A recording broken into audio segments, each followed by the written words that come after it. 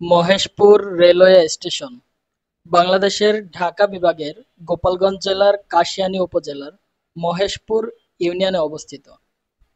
ঢাকা-যশোর রেলপথের একটি railway station. মালিকানাধীন বাংলাদেশ রেলওয়ে। পরিচালিত বাংলাদেশ রেলওয়ে। লাইন ঢাকা-যশোর রেলপথ।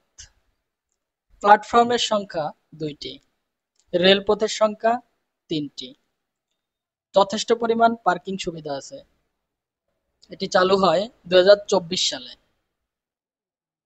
ইতিহাস: পদ্মা সেতু রেল সংযোগ প্রকল্পের মাধ্যমে বাংলাদেশের দক্ষিণ এবং দক্ষিণ-পশ্চিমাঞ্চলকে রেলওয়ে নেটওয়ার্কের আওতায় আনা হয়।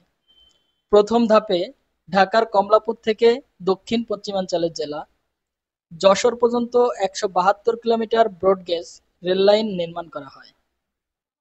এখন যশোর থেকে ঢাকা মাত্র ২.৫ ঘন্টায় যাওয়া সম্ভব।